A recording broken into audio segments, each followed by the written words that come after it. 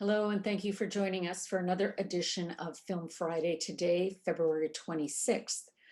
Following the roundup of local film news, we'll be talking to a couple of documentary filmmakers whose work is not only heightening awareness, but actually changing the world. I'm excited to be talking today with both Mia Golden and Patricia Sims, so please stay tuned. Victoria will soon see a few other productions heading our way, including A Baker's Son from writer Lowell Hawthorne. This family-appropriate TV movie is a rags to riches story of how the author got Golden Crust to be the most successful multi-million-dollar Caribbean franchise across the US. We will also be seeing the movie American Dreamer here on the island. This movie is about the dreams of Dr. Film Lauder, played by Peter Dinklage. We will also see Shirley MacLaine in this Paul Dector directed comedy. While they are in pre-production, no other details are available at this time. Rumors abound about another Netflix series heading our way, and I'll bring you more details when that has been confirmed.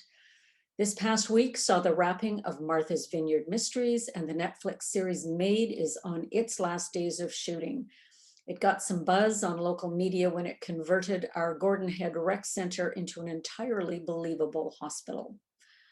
On the indie side of things, Octavian Call's horror Wormies is in its final days of production. If you've been following them on social media, you'll see that they have assembled an amazing cast and crew, and I expect we're going to see some excitement around the release of this. When their trailer is ready, we'll try and get Octavian on to talk a little bit more about it. Our local area has been abuzz with teams of filmmakers shooting for their submissions to the 29 Takes Productions 5-Minute Film Challenge. I absolutely love what Brent Lanyon is doing with this challenge. There are 3 filmmakers who are under the age of 13, and out of the expected 12 films, 10 are directed or assistant directed by females of all ages, and 4 filmmakers are brand new to making their own film.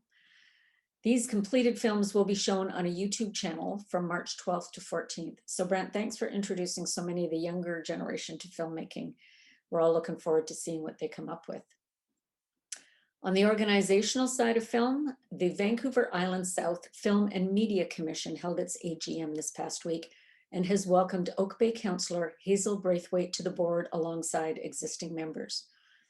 And now, I am going to say it again. If you or anyone you know works on or benefits from local film productions, please, please, please take out a $30 annual membership just to help the commission out during a time when so many contributors have had to reduce or eliminate their financial support. $30. And now I'd like to introduce you to our first guest, a huge member of our local film community. And if you know her, I'm pretty sure, like the rest of us, you love her. She is well known for her talents, her sense of humor, and her huge heart. And on the side, she's just changing the world in very important ways. Here is Mia Golden. So I'm thrilled to be able to chat with Mia Golden today, who's well known in our film community. And you wear a lot of different hats, but today I wanted to talk to you about your documentary, Tug of War. Now, one of the things I have always been fascinated with is your own background that clearly has formed a foundation for the work you've done with this documentary. So can you tell us a little bit about your background that kind of informed this documentary? Yes, so I'm a counselor as well as a filmmaker. And I've been in the field for quite some time, but recently in the past, I'd say 7, 8 years, I've been working with a team. It's a team of 3, 2 counselors and 1 police officer called the Mobile Youth Services Team. And our mandate is to work with youth who have been exploited or are at risk of exploitation. So that is sexual exploitation, sex trafficking, or gang recruitment. Mm-hmm. And so being out, boots on the ground, we have started to see how extensive this situation is.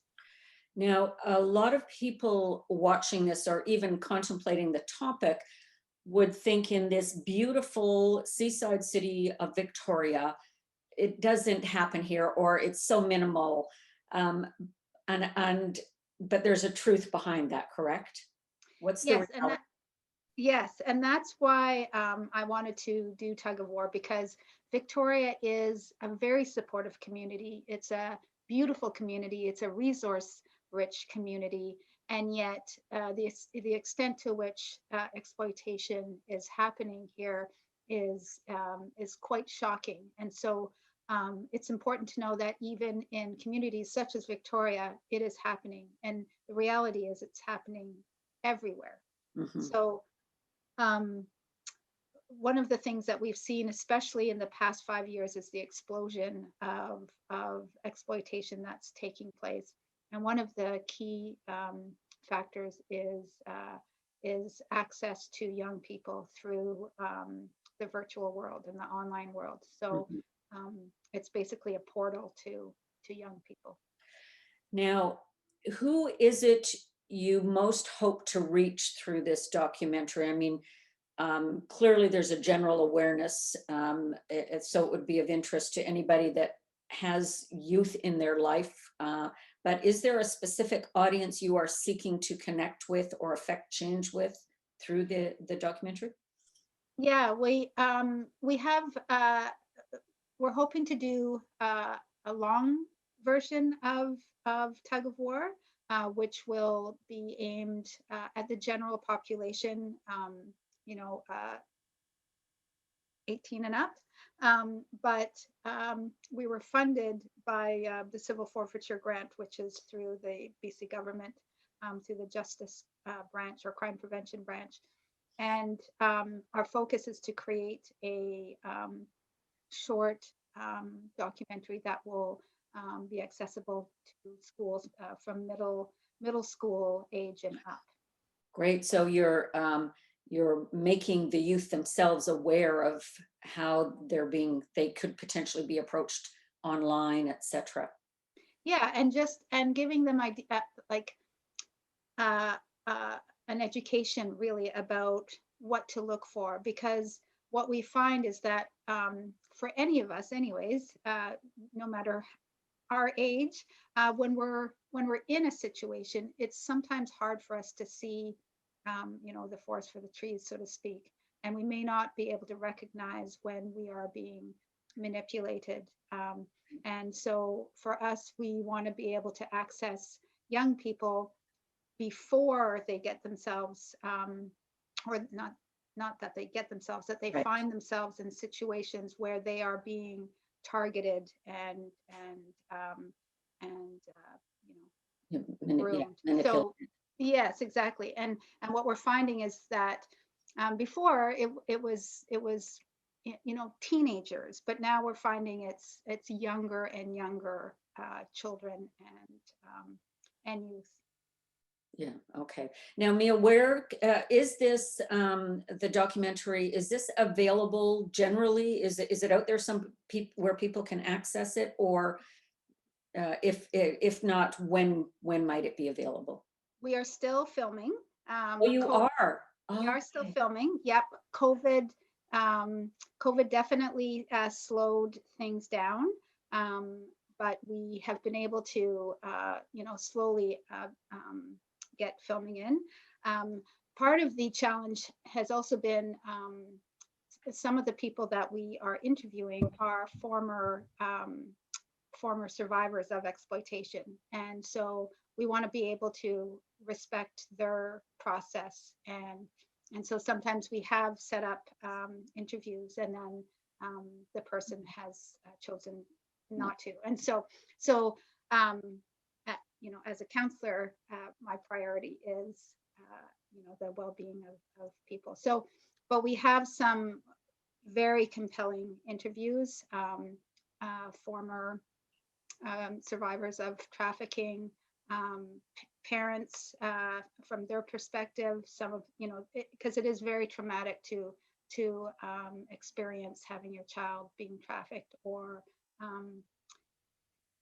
being recruited by a gang, and that sort of thing. So, and we also talk to professionals as well. So Mia, now where can people follow you or your Empress Avenue Media, where to stay, sorry, to stay on top of where this will be viewable once it's complete? Where's the best place to stay current with you? We have a great social media team with Empress Avenue Media. So our Facebook, Twitter, Instagram, just follow Empress Avenue Media, and we are continuously updating on our projects. Wonderful. Well, I'll include the links, and thank you so much both for coming on and chatting with us today. But for the work you do, I don't think there's anybody out there that would disagree with. This is so important, and I'm just thrilled that you are bringing your professional expertise to the fore to create the awareness and whatever other changes need to happen alongside of that legislatively or otherwise. So Yeah, congratulations. that's the hope. That's the hope that we can make some changes, both within um, the community's awareness, but also within uh, where some changes need to be within Right. legislation for sure. Okay. All right, Mia, thank you. Look forward to the release of Tug of War. We'll be watching you very closely. So thanks for joining us. Thanks, Darlene. Okay. Bye-bye. Bye. I hope you enjoyed that segment as much as I did, and you're going to love the next one too. This impact documentary filmmaker has a rich and solid background in filmmaking. She may lead with her heart, but her sharp business acumen gets her across the finish line to move mountains or elephants, as the case may be. Please welcome my friend, Patricia Sims. I'm thrilled today to have with us Patricia Sims, who I met a couple of years ago and who has always just amazed me with your background, like who you are and what you bring forward into your documentary filmmaking. So thanks for joining us. And you've got a workshop coming up at Cinevic. So can you tell us a little bit about what people can expect to learn at the workshop? Okay, well, thanks, Darlene, and it's great to talk to you today. So thanks very much for the invitation for the interview. I'm really thrilled to actually be doing the Cinevic workshop, and I know I've talked about doing something there with David for the last year, and then of course everything that we've been going through in the last year made it a little bit hard to do a workshop, but now we've been able to organize this one. And the strategy and the focus for this workshop is really to talk about impact documentary filmmaking. How do you make an impact with your film?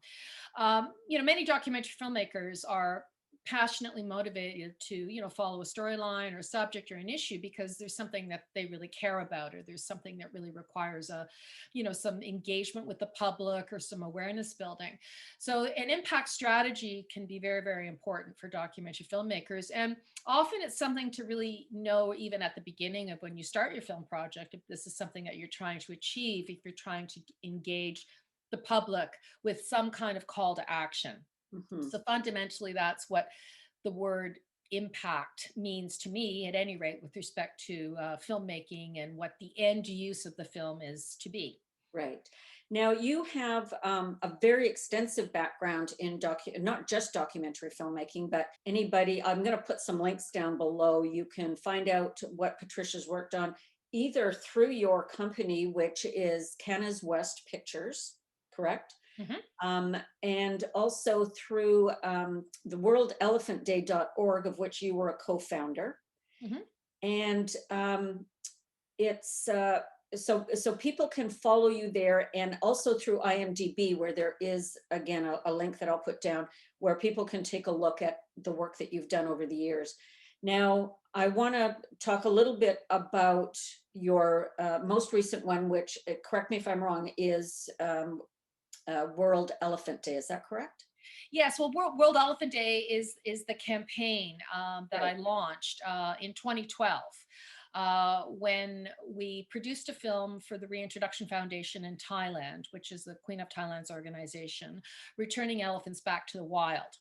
And I became quite involved with elephant conservation. Oh, it's been now 12 years since I first became impassioned by elephants. Yay. And so when we made Return to the Forest, that was a 30-minute documentary that was actually a commission from the Elephant Reintroduction Foundation about the work that they were doing. During that time, we'd been following the story of a young man and a young elephant who were street begging in Bangkok, and they were basically the whole main focus of our feature film, which we released a few years later, which is called When Elephants Were Young. So along that way, we ended up connecting with the Elephant Reintroduction Foundation. I won't get into all those details because I don't want to be a spoiler with the film as well. But as that was happening, there was a lot going on in the world at that time with the illegal poaching of ivory. There was a crisis. There were tens of thousands of elephants were being killed each year for their ivory. So when we put together Return to the Forest, we wanted to basically release it to the world. And there was at that point a call to action on people's awareness about the importance of elephants and elephant conservation. So that's when we came up with the idea of launching a day. And much in the tradition of Earth Day, we thought at that time we really need a day to bring the world together on these issues. So that's when came up with World Elephant Day, and we launched it in 2012. And we released the film globally on the website that we created at that time on August 12th, 2012. And basically from that point forward, World Elephant Day has now grown to become a global awareness day that generates interest from, we get over 2 billion impressions in our social media on World Elephant Day. And it has had many, many, many different levels of impact, from government to celebrity endorsement to brand associations to over 100 different elephant conservation organizations that participate with World Elephant Day in varying degrees, and of course the global public. So it was impact beyond my wildest dreams. In fact, I never thought that I'd be still running the annual campaign. This is our 10th annual campaign. So along the way, as it evolved, I ended up developing a charity to more or less support the efforts of World Elephant Day each year. So I created a charity called World Elephant Society. And that's kind of like the umbrella charitable organization that essentially manages and fundraises for World Elephant Day each year. Mm-hmm. So during my talk for the workshop, I'll be talking about the filmmaking process, what we went through when we made Return to the Forest, and some of the challenges and things that we had encountered along that journey. Mm-hmm. And then also a lot about what went into how do we get this film out to the world and what's the best way to create an impact campaign. I mean, not everybody's going to start a global day, and it's quite amazing when I think back on it now. It's like, wow, back then, people said to me, well, how are you going to start a global day? And I just said, we're just going to do it. We're just going to do it. And at that point, I had a very talented social media team, and social media was quite new then still. You got to remember, this is like over 10 years ago. Right. So the social media culture that we live in now didn't quite exist to the same level back then. Right. And in some ways it was a bit easier to navigate through too, because there was less option. And we basically did a huge target campaign, which I'll get into a little bit more about that in the workshop. Right. And basically just put it out to the world. And here we are now at 2 billion impressions on our hashtag. Wow, that is amazing. I think people who are watching this are going to get a sense of the kind of workshop that you're going to be giving at Cinevic, which is going to be so chock full of information. And I would suggest that anybody that has wants to affect change, or has a story with passion, or even just wants to kind of understand what you've been through to affect the changes that you have been about in your career.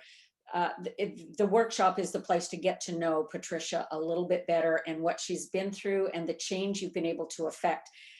You are so inspiring, Patricia. I am thrilled that you're doing the workshop, and I'm sure you're going to have just a rapt audience. And so I just want to say from me and the elephants, thank you for everything that you do. And I'm sure you will have a wildly successful workshop. So I'm going to put all the links here about how to sign up, how to register, and I look forward to being part of that workshop. So Well, thank you. Thanks, Darlene. Well, as I said, I'm looking forward to it too. So, great. we'll see you on March the 9th. March 9th. And like I said, all the links will be down here. So go and register and learn a little bit about what this amazing woman's been up to. So Thank you. thanks, Patricia. And that's it for today's Film Friday. If you have any news or information to share, please send it on to filmfriday@darlenetate.com. Thanks for watching.